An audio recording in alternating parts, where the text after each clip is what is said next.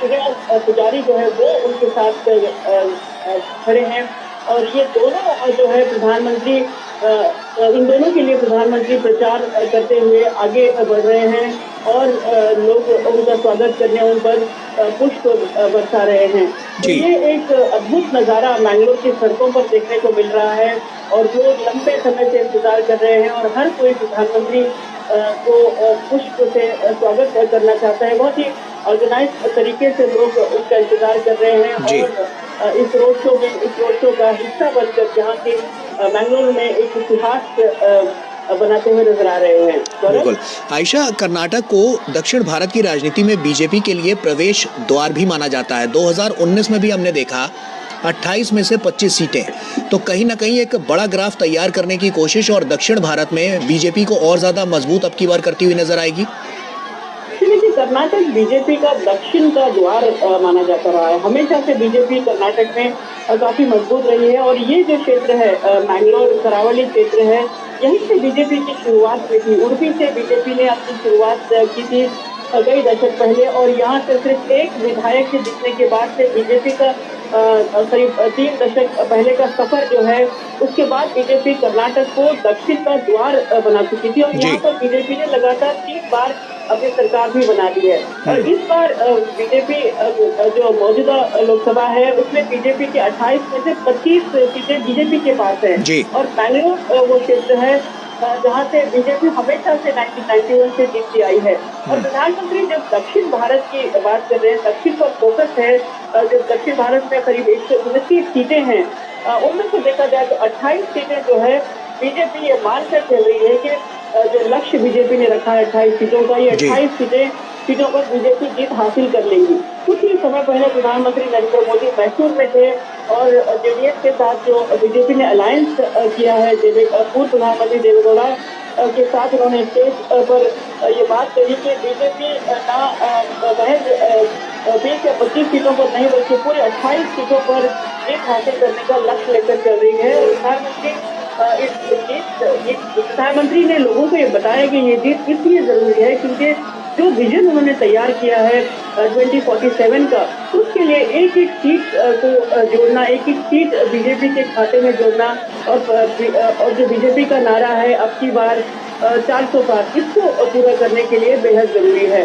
तो बीजेपी का दक्षिण का द्वार कर्नाटक है और कर्नाटक में मैंगलोर जो है, करावली जो कोस्टल इलाका है, ये बीजेपी का बहुत ही मजबूत गढ़ है और बीजेपी ने इस बार नए चेहरे उतारे हैं। मैंगलोर से जो है ब्रिजेश सोढ़ा को उतारा है, जो एक फौजी रिटायर्ड फौजी है, वो एक युवा चेहरा है। तो बीजेपी ने यहाँ से जो सिटिंग एमपी है गलती नहीं करना चाहती। बीजेपी ने बहुत सोच समझ कर इन दो कैंडिडेट को प्रधानमंत्री ने अपने साथ यहाँ पर इस रोड शो में साथ लेकर चल रहे हैं और प्रचार कर रहे हैं और लोग उनका स्वागत यहाँ पर जमकर कर रहे हैं। तो बीजेपी के लिए जैसे कि हम बात कर रहे थे, दक्षिण में करीब 129 सीटें हैं और प्रधानमंत्री ने पिछले कुछ समय से बहुत जोर लगाया है दक्षिण भारत में, चाहे वो केरल हो, तमिलनाडु हो या फिर आंध्रा और कर्नाटका। लेकिन कर्नाटका में बीजेपी को उतनी मेहनत नहीं करनी पड़ती।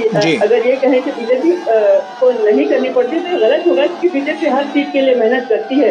लेकिन जिस तरह से केरल और तमिलनाडु में बीजेपी लगातार एड़ी चोटी का जोर लगा रही है, कर्नाटक में बीजेपी को इस बात का आश्वासन है कि कर्नाटक बीजेपी का गढ़ रहा है। जी आयशा, 2019 में हमने देखा 28 में से 25, अब की बार 28 में से 28 का जो टारगेट सेट किया गया है, तो कह सकते हैं क्या कोई चुनौती भी है सामने, या अब की बार जो तमाम विकास की गाथाएं लिखी गई, जो तमाम परियोजनाएं योजनाएं चलाई गई, उसका सीधा लाभ अब की बार बीजेपी को मिलता हुआ नजर आएगा?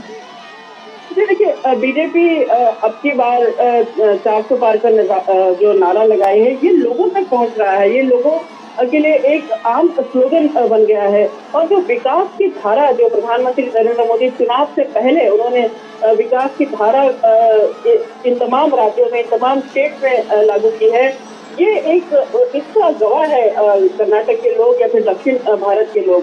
तो बीजेपी ने सोची समझी अपनी जो रणनीति है उसके तहत उस चुनाव में 400 अब की बार 400 पार का नारा इसलिए जी, लगाया है कि जी। बीजेपी ने साझेदारी भी की है जेडीएस के साथ कर्नाटक में। देखिए अभी अभी प्रधानमंत्री मैसूर में जेडीएस के साथ मिलकर पूर्व प्रधानमंत्री के देवेगौड़ा के साथ मिलकर प्रचार किया, क्योंकि जी। ये जो ओल्ड मैसूर रीजन है अहम है, यहाँ पर वोकली का डोमिनेंट इलाका है।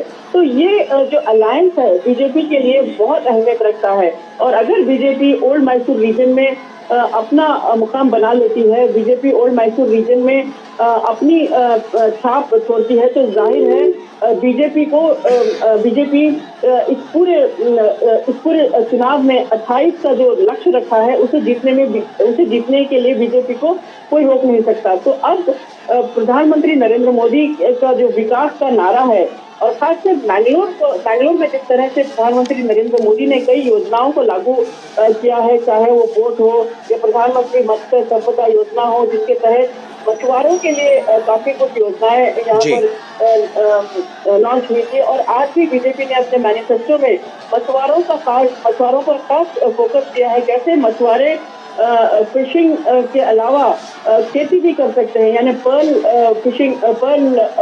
की खेती कर सकते हैं, और दूसरे व्यवसाय भी उनके लिए रास्ते खोले जा रहे हैं। तो ये जो